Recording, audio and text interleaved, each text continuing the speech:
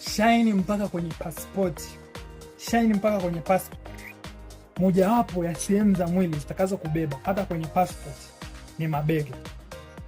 Sasa nitaenda kuonyesha mazoezi hayo 4 ambao utayafanya kwa ajili ya mabega yako. Kwanza ni kuvuta uzito ukiwa umeegemea na kifua. Hili litasaidia bega lako la nyuma kujitokeza zaidi unapoendelea kufanya. Kwa hiyo utafanya 10, utafanya mara 3. Kwa hiyo utafanya 1 2 3 mpaka 10, then utafanya tena hivyo hivyo. Lingine ni kuinua mikono pembeni. Kwa hiyo unaweza ukatumia mashine au ukatumia dumbbells. Unaponyanyua uzito kwa pembeni, unakuwa unatanua mabega zaidi, yanakuwa yanaongezeka. Na la mwisho ni kusukuma uzito juu ya kichwa au kuinua uzito juu ya kichwa. Na yenyewe utafanya 10 mara 3. Zote unafanya hivyo 10 mara. Kwa hiyo ukiweza kufanya hivyo mara 2 kwa wiki, basi utaweza kushine hata kwenye passport, utaweza kushine.